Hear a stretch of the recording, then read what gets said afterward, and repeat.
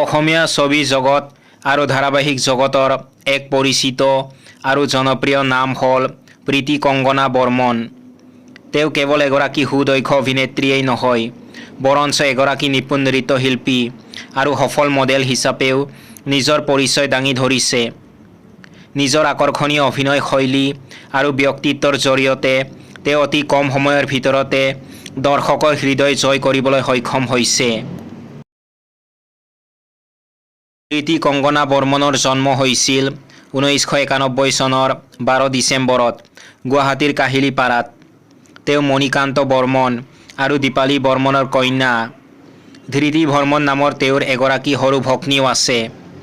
ব্যক্তিগত জীৱনত তেওঁ অসমৰ জনপ্ৰিয় কণ্ঠশিল্পী সীমান্ত শেখৰৰ সৈতে বিবাহপাশত আবদ্ধ হয়। তেওঁলোকৰ পুত্ৰৰ নাম কাইবিক শেখৰ। প্ৰীতি কংগনাই প্ৰাথমিক শিক্ষা অসম জাতীয় বিদ্যালয়ৰ পৰা লাভ কৰিছিল। ইয়াৰ পিছত তেওঁ কটন মহাবিদ্যালয়ৰ পৰা উচ্চতৰ মাধ্যমিক শিক্ষা সমাপ্ত কৰে। উচ্চ শিক্ষাৰ বাবে তেওঁ দিল্লী NCRলৈ যায় আৰু তাত IMS প্ৰতিষ্ঠানৰ পৰা সাংবাদিকতা আৰু গণসংযোগ বিভাগত স্নাতক ডিগ্ৰী লাভ কৰে। প্ৰীতি কংগনাই তেওঁৰ কেৰিয়াৰ মডেল হিচাপে আৰম্ভ কৰিছিল। তেওঁ কলকাতাত অনুষ্ঠিত হোৱা তিলোত্তমা সুন্দৰী প্ৰতিযোগিতাত অংশগ্ৰহণ কৰি উত্তৰ পূব ভাৰতক প্ৰতিনিধিত্ব কৰিছিল আৰু প্ৰথম ৰানাৰ্ছ আপ খিতাপ দখল কৰিছিল।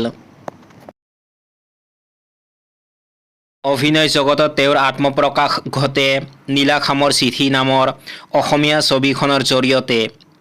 কিন্তু তেওঁ সৰ্বাধিক জনপ্ৰিয়তা লাভ কৰে ৰং চেনেলত সম্প্ৰচাৰিত ধাৰাবাহিক অৰ্ধাংগিনীত কৰা দ্বৈত চৰিত্ৰ ৰুণজুণ আৰু গুণগুণৰ বাবে। ইয়াৰ উপৰিও তেওঁ শ্ৰী ৰঘুপতি, অগ্নিবাণ, ককাদেউতা নাতি আৰু হাতী 2ৰ দৰে জনপ্ৰিয় ছবিত অভিনয় কৰিছে।